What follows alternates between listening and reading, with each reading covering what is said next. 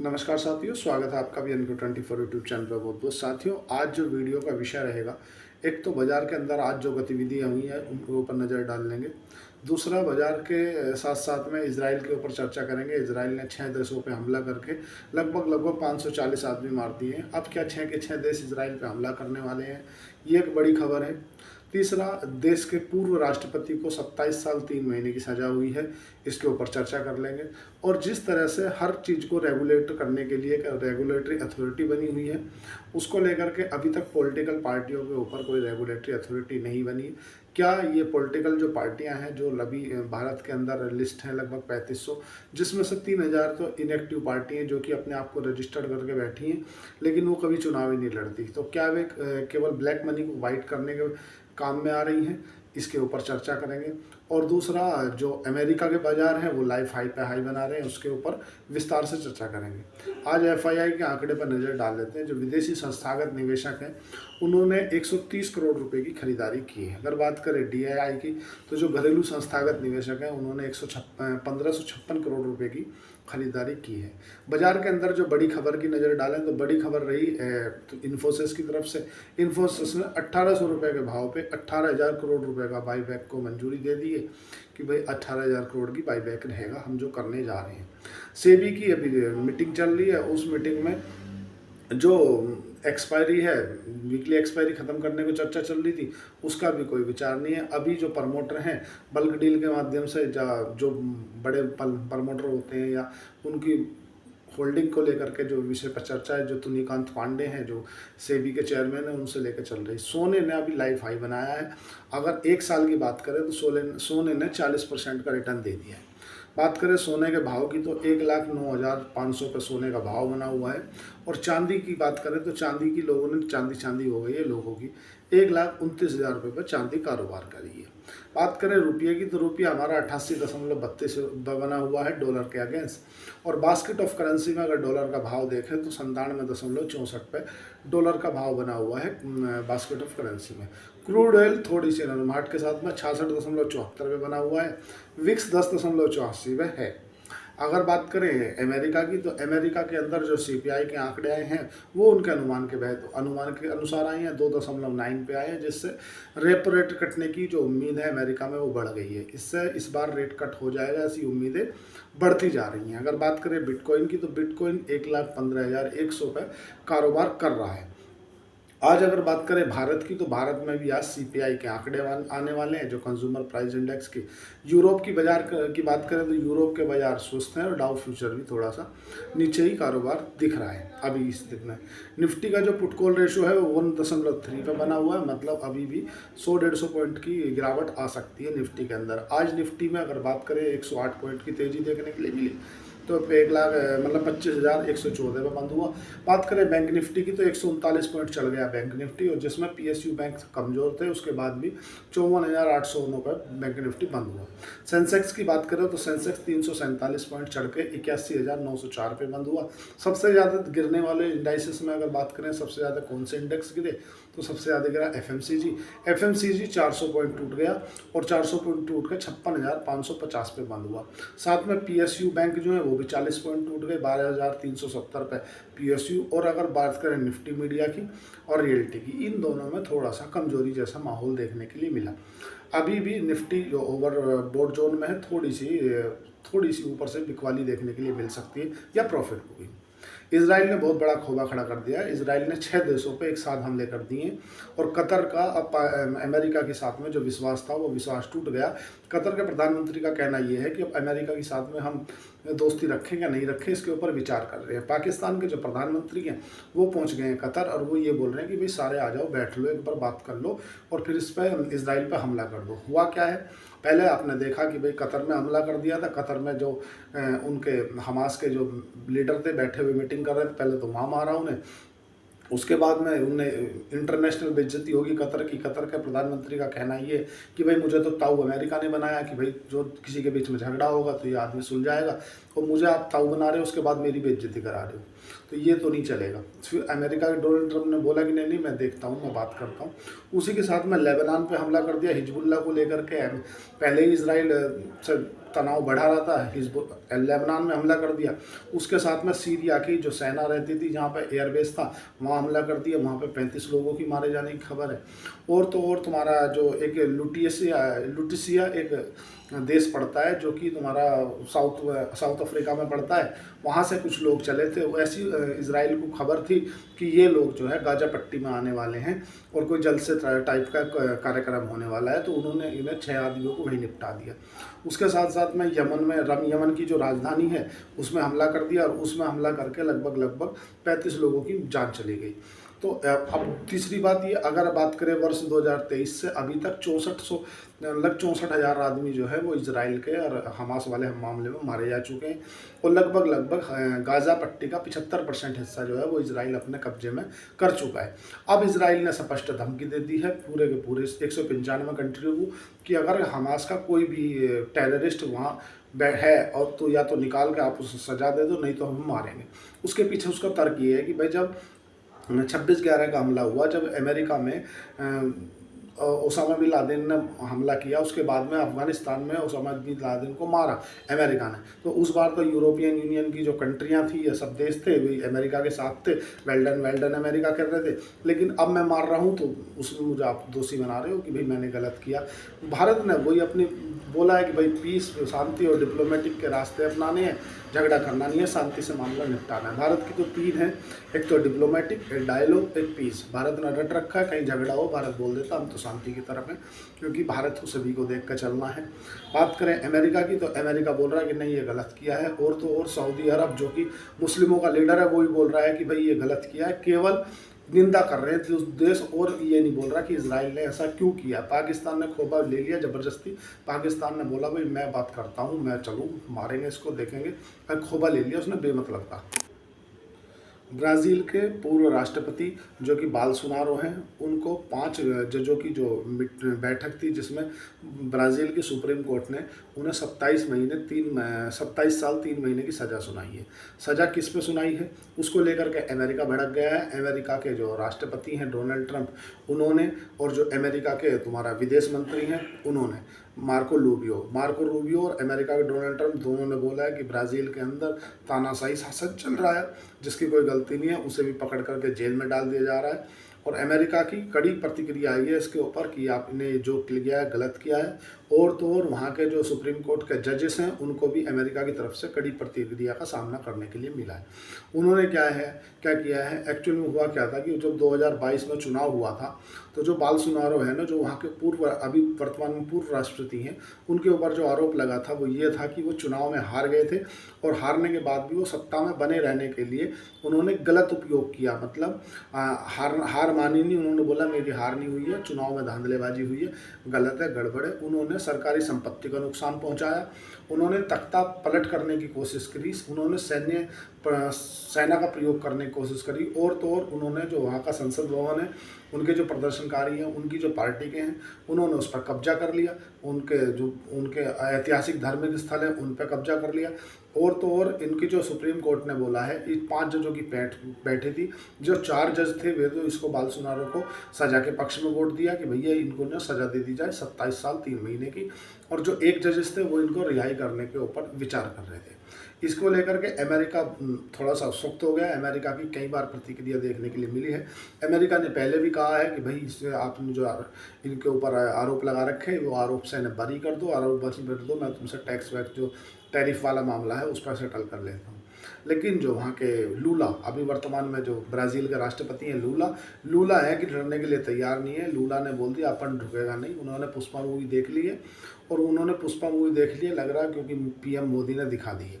अभी वर्तमान में 50% टैरिफ ब्राज़ील के ऊपर लगे और 85% टैरिफ भारत के ऊपर लगे। हो सकता है भारत के प्रधानमंत्री ने लूला जी को बैठा के पुष्पा मूवी दिखा दी हो कि अपन झुकेगा नहीं। उन्होंने भी बोल दिया अपन झुकेगा नहीं, चाहे अमेरिका हो चाहे कोई भी हो। हालांकि अमेरिका की इस प्रतिक्रिया के बाद जो राजनीतिक मुद्दे हैं उनमें काफ़ी हलचल है। कई ऐसे कयास लगाए जा रहे हैं कि अमेरिका क्या होगा, इस बार बात बनेगी क्या नहीं बनेगी, या फिर से अमेरिका इसके ऊपर टैरिफ बढ़ा दिया जा रहा है, या क्योंकि जैसे कि कई बार अमेरिका बोल सकता है इस बात में, क्योंकि इंटरनेशनल जो मीडिया है वो उसे 100% यूएस से मोनोपलेट करता है। इसमें खुद कहने में दो मत नहीं है। जैसा अमेरिका चाहता है, मीडिया जो इंटरनेशनल मीडिया है वो वैसे ही लिखता है। आपने इस बात को नोटिस किया होगा, कई बार कश्मीरी वाले मुद्दा पे भी अमेरिका लिखवाता रहा है।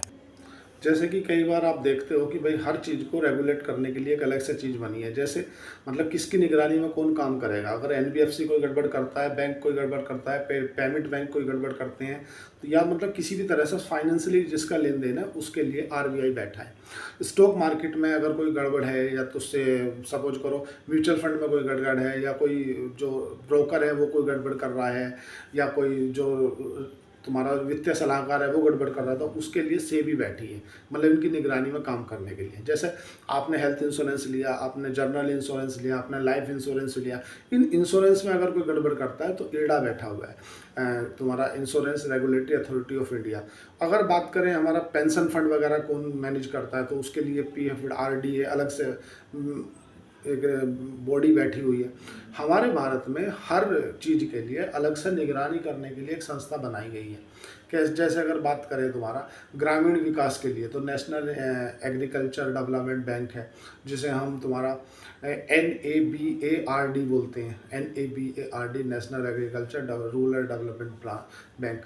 ऐसे ही अगर बात करें तुम्हारा जो MSME बिजनेस है, छोटे बिजनेस है, जो स्मॉल एंड मीडियम इंटरप्राइजेज जो है, उनके लिए SIBID बैठा हुआ है, SIDBI।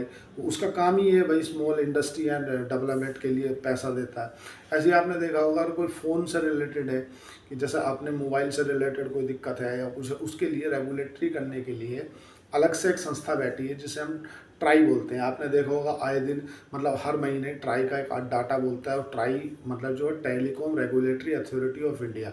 वो उसका क्या काम है, जो वोडाफोन है या जियो है या एयरटेल है, इनके जो सब्सक्राइबर हैं उनको कंट्रोल रखना, देखना कितने हैं, कितने निकल गए, कितने चले गए, उसको करना। जैसे आप बात करें CIT की, CERC की बात करें, तो CERC का मतलब है central electricity regulatory of commission. मतलब अगर बिजली विभाग से रिलेटेड कोई दिक्कत है तो वो संभालता है। जैसे तुमने देखा होगा DGCA, director general of civil aviation, हवाई जहाज या किसी पायलट को लाइसेंस देना है, इस तरह की जो उन सबको रेगुलेट करने के लिए एक अलग से डिपार्टमेंट बना रखा है कि भाई DGCA, अगर आपको पायलट का लाइसेंस चाहिए तो DGCA देगा, आपको हवाई जहाज के लिए अलग से कुछ करना तो DGCA देगा। ऐसे ही आपने देखा होगा FSSAI, मतलब तुम्हारा फूड सेफ्टी के लिए स्टैंडर्ड जो डिक्लेयर करता है उसे FSSAI करता है। क्रिकेट के लिए हमने अलग से एक रेगुलेटरी बना रखी है जिसे हम BCCI बोलते हैं, board of cricket in India. तो इसी तरीके से हमने ICC बना रखा है कि भाई कोई किसी बिजनेस में मोनोपोली ना हो जाए, किसी दो आदमियों का हिस्सा ना हो जाए, तो CCI बना रखा है, कॉम्पिटिशन ऑफ इंडिया। जब इनके ऊपर रेगुलेटरी हो सकती है तो क्या जो राजनीतिक पार्टी है इनके ऊपर कोई रेगुलेटरी नहीं हो सकती है, जबकि सबको तो राजनीतिक पार्टी करती है। होता क्या है कि जो सरकार स्कीम लाती है तो सरकार लाती है कि भाई 30% आप टैक्स दे दो, अपनी ब्लैक मनी को वाइट में कर लो। लेकिन ये सरकार तो जो राजनीतिक पार्टियाँ हैं तो 20% में ही कर देती हैं। करते क्या है ये, सपोज करो मैं अगर मेरे पास में ब्लैक मनी है, मैंने 100 करोड़ रुपये दिए, 100 करोड़ रुपये दिए डोनेशन, और राजनीतिक जो पार्टी होती है उनको जो आप डोनेशन देते हो ना, तो उसमें आपको टैक्स में छूट मिल जाती है। अब राजनीतिक पार्टी को उसका हिसाब नहीं रखना, पहली बात तो, क्योंकि ऑनलाइन सब कुछ है नहीं, है ना, इनके लिए कोई रेगुलेटरी वगैरह कुछ बनी हुई नहीं है। इन्होंने क्या किया, वही पैसा उसमें 20% काट के 80 करोड़ रुपए मुझे चेक से दे दिए। कैसे कि भाई इन्होंने फंडिंग करी थी, हमने एक रैली करी थी, इन्होंने बस प्रोवाइड करी थी, हमने एक रैली करी थी तो उसमें इन्होंने खाने पीने की व्यवस्था प्रोवाइड करी थी, तो वो पैसा मेरे पर आ गया 20% में घूम के।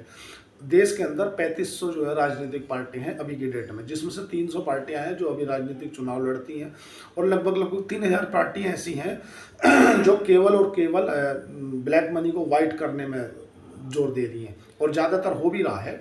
अभी 2 लड़के पकड़े गए जिन लड़कों ने लगभग 200 करोड़ रुपए ऐसे ही कमा लिए, मतलब मनी को मोनोपलेट करके। कैसे, मतलब इन्होंने 600 करोड़ रुपए किसी से लिए और 600 करोड़ रुपए उसको वाइट करके दे दिए। राजनीतिक पार्टी होता क्या है, मैंने कोई XYZ राजनीतिक पार्टी कर ली, फिर मैं महामंत्री बनाऊंगा, मंत्री बनाऊंगा, कोषाध्यक्ष भी बनाऊंगा, सब बना दिए। फिर उनके पीछे उनका नाम प्लेट लगाऊंगा फलानी पार्टी। उसके बाद किसी सांसद से सोर्स लगवा के 2 सिक्योरिटी गार्ड ले लूँगा, पुलिस प्रशासन से वो ले लूँगा 2 गार्ड गनर, तो भोकाल फिर बन गया।